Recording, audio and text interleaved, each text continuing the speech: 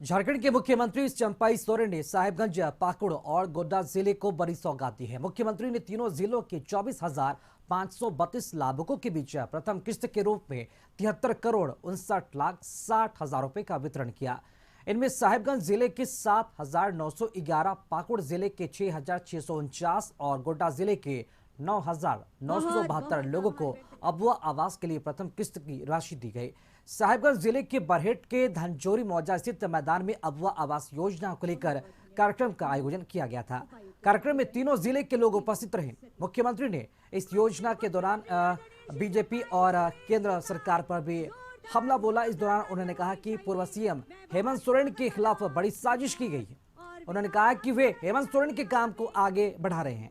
गरीबों को अपना घर हो, ये हेमंत सोरेन की सोच थी। उसी सोच को आगे बढ़ाया जा रहा है। अगले 3 महीने में 9 लाख लोगों को घर दिया जाएगा। आज 75 साल होने के बाद भी आज क्या है गांव का स्थिति। इसलिए ये हेमंत बाबू का योजना है अबुआ आवास, जो भारत सरकार नहीं दिया, भाजपा सरकार जब नहीं दिया तो हेमंत बाबू ने बोलता हम अपना बल पर झारखंड के आदिवासी, दलित, पिछड़ा वर्ग, गरीब सबको देंगे।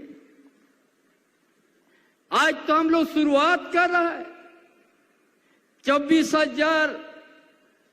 हम आप लोग को विश्वास दिलाते हैं, आप लोग गिनेगा 3 महीना के बाद फिर 9 लाख परिवार को हम लोग देंगे। हमारा आज सरकार यहाँ का युवा युवती के लिए भी जो लोग डिप्लोमा किया है, तकनीकी शिक्षा प्राप्त किया है, यहाँ निजी कंपनी बहुत सा हजार निजी कंपनी है। ये कानून बना दिया ये सरकार, हर कंपनी में 75% यहाँ का आदिवासी, यहाँ का दलित, यहाँ का पिछड़ा वर्ग, यहाँ का मूलवासी का ही युवक युवती को नौकरी मिले। यहाँ का खनिज संपदा को उपयोग किया, यहाँ का लकड़ी को उपयोग किया, जंगल को कटाई किया, फर्नीचर बनाया कहाँ? गुजरात में बनाया, बम्बई महाराष्ट्र बनाया, यूपी दिल्ली में बनाया। झारखंड के आदिवासी, झारखंड के मूलवासी जहां की तहां रह गया। यही आवाज हेमंत बाबू ने उठाया था, इसलिए उसको केंद्रीय एजेंसी उसका पीछे लगा दिया। जिस जमीन का नाम पर हेमंत बाबू को जेल किया, उसका कोई खाता ना बही में नाम है। झूठो केस देके हेमंत बाबू को जेल को यात्रा करवाया।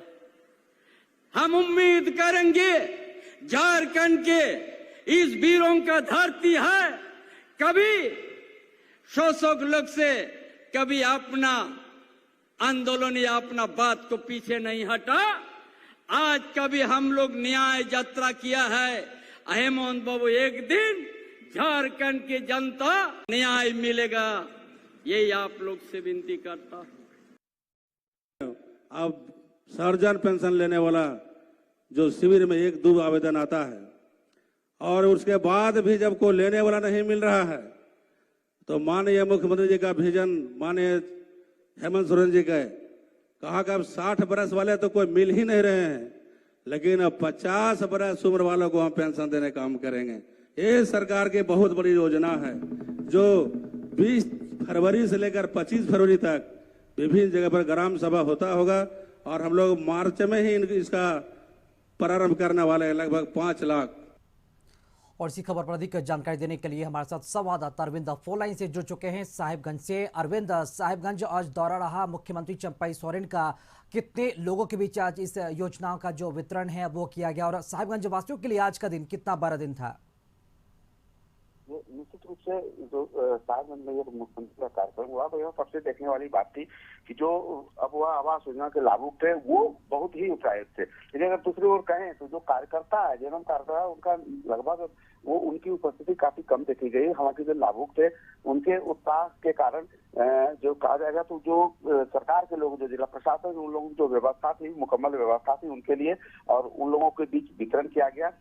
और जहाँ तक मुख्यमंत्री का है, चंपाई सोरेन का, उन्होंने जो अपने भाषण में रहे, वो जितने दिन उनका भाषण हुआ कई बार उन्होंने इस बात को दोहराया कि जो कि हमारे पूर्व मुख्यमंत्री हेमंत बाबू ने जो योजनाएं चलाई है गरीबों के लिए, पिछड़ों के लिए, उन योजनाओं को हम लगातार बढ़ाते रहेंगे और अगले 3 माह में ये सब और कुछ अधिक उसके तेजी के साथ देखने को मिलेगा कि जिसका लाभ गरीबों को। और उन्होंने यह भी कहा कि आने वाले समय में लोकसभा चुनाव है, उसको भी देखते हुए हम लोग अपनी योजनाएं चला रहे हैं गरीबों के लिए, और जो भी लागू हो सकते हैं सूबे के, उनको भी देखते हुए हम काम कर रहे हैं। और उसका आने वाले समय में उसका भी प्रभाव दिखेगा लोकसभा में। जो हम निश्चित रूप से जो भाजपा का मंसूबा है, हमारे कार्यकर्ता, हमारे जो लोग हैं, हमारे विधायक, हमारे मंत्री हैं, वो इसमें सफल होंगे और उनका मंसूबा निश्चित रूप से और सफल होगा भाजपा का। जी शुक्रिया अरविंद, खबर पर जानकारी देने के लिए आपका।